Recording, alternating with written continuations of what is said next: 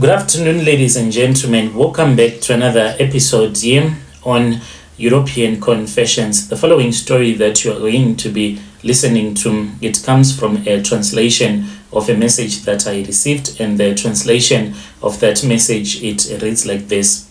Hello, how are you? Let me tell you something so simple. Ukuthwala, it is just nothing but a scam. This is how I ended up doing these Ukuthwala rituals, and I am regretting quite a lot. I am staying here in Johannesburg, but I am a 38-year-old man that do come from KZN. So I did these Ukuthwala rituals. This was in the year 2017. 2 years after that, I then killed my own mother. I joined a group that does Ukuthwala money rituals because I wanted to be rich. When I came to Johannesburg, I came with my cousin brother, and then I was fortunate enough. I started working at this other mine, but not as a permanent worker. I was working as a casual. Then we were told that there was a short list of people that were going to be hired permanently by this mine, which is in Rustenburg. And I wanted the same thing to happen to me. And when I heard that I was not going to be on that short list, I really did not know what else I was going to do, because they said that we were supposed to return back home because they were not even sure when they were going to employ other temporary casual workers. So at this mine, there was this other man who is from Malawi, an old man that had been working at this mine for a very long time. I was friends with him because at the same hostel where he was staying, I was also staying at the same hostel. I liked him quite a lot, and he said that I was very friendly. When he would send me somewhere, I would go without even questioning him anything.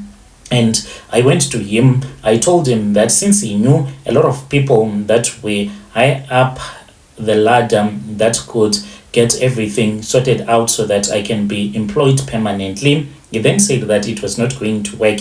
He then told me of a story of how he arrived in South Africa and how he had to use charms to keep this job because there were people at that mine that did not want him to keep on working at that same mine. So he told me that he would go back to his country. This was during December. He went to Malawi. When he returned back, he came back with some charms that I was supposed to use to bath with. These charms, they were not easy to use because they were mixed with chili, with some tree seeds that I do not even know. I can't even pronounce the name of that tree that is found in Malawi. It was mixed with chili, and I have to bath with it. If I would make a mistake that I would open my eyes whilst I would be bathing, I would scream in pain. He told me that the pain that I was going to feel when I would be bathing, that was what was going to wake up my ancestors from their grave so that they can fight for me. Indeed, they rose up and they fought for me, and I was now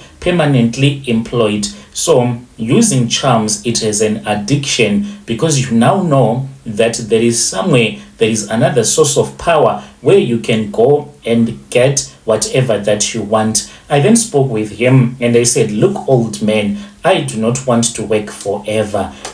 When you are working in the mines, it is very difficult. I wanted a soft life. I wanted to run my own business, to return back to KZ and chill and just enjoy money. He then said that in order for me to be able to do that, it was going to take a lot of hard work as well as sacrifices. He then went with me to Malawi. I do not want to lie. The rituals that we did, the first ritual, I was told to sacrifice a white goat at midnight. This we did by the river. I did the second ritual. We had to bury a live chicken at this other crossroad in that same village by the crossroad in the bushes. The third ritual, I had to do it back when we came back to South Africa. I was told to immediately date a new woman and to sleep with him within 1 week. I managed to do that using money. So this lady, when she came to my place for a sleepover, because I met up with her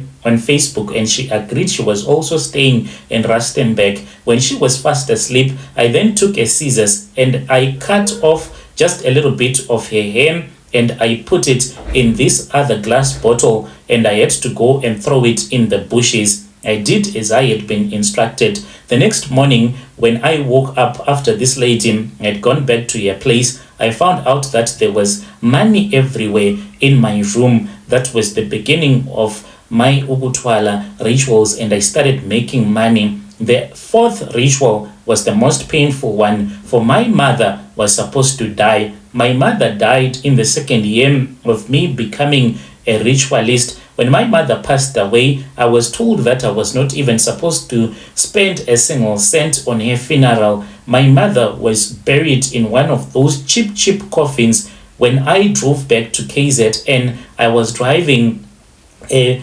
BMW car that I had recently bought that had no number plates, yet I was unable to even spend a single cent on my mother's funeral. When they would ask for money even for bread, I'll say that I do not have anything. Later on, I returned back to my mother's grave, and then I dug up my mother's grave about 30 to 60 centimeters, and I had to do poop inside her grave. This I did before we had even placed a tombstone on her grave, and I returned back to Johannesburg.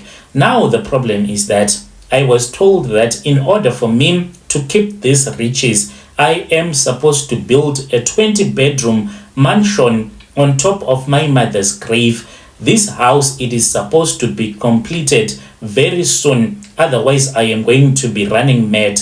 I have been given a time frame of 2 years from now on, and this is the first year. And as you can see, we are almost done with this year, which means that the following year, if I fail to build a 20-bedroom mansion on top of my mother's grave, then I am going to be running mad for the rest of my life. How can I build a 20-bedroom house on top of my mother's grave? My mother is buried at a public cemetery in Umlazi. I just changed the location to protect myself. I can't move her body legally. I can't even buy the land around the cemetery. I can't even imagine people seeing a man building a house in the cemetery. I have money, but there are things that are not physically possible. For the past 6 months, I have tried everything. I even tried to bribe some people looking for land. Nothing is working. Now, sometimes I even see my own mother in my own room. The Sangoma said that if I fell, then what is going to happen to me?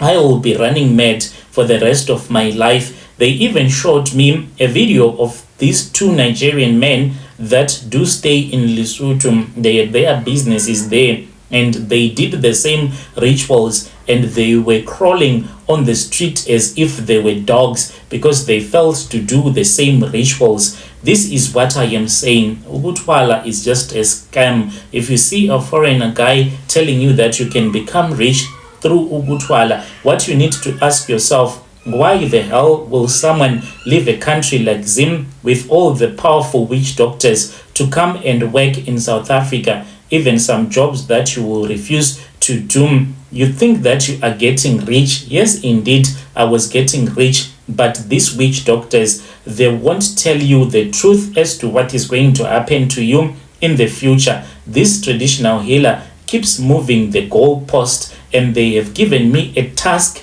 which is impossible, and I know that I won't be able to build a 20-bedroom mansion at that cemetery in Umlazi. Who will allow me to do such a thing? I can't eat. To tell you the truth, it has been a couple of days now. I am surviving almost on 2 slices of bread a day and just an apple. That is all that I can eat. And to anyone that is going to listen to my story, do not get involved in things of Ukuthwala. You will lose your family. You will lose your sanity, your peace, your mind.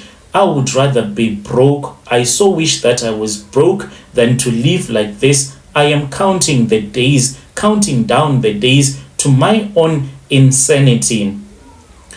Dear listeners, right there was a message that was sent to me by one of our dear brother, and we had to get a translation done. Strange things indeed, they do happen in this world. Let us try to speak with him in the comment section. Yeah, ne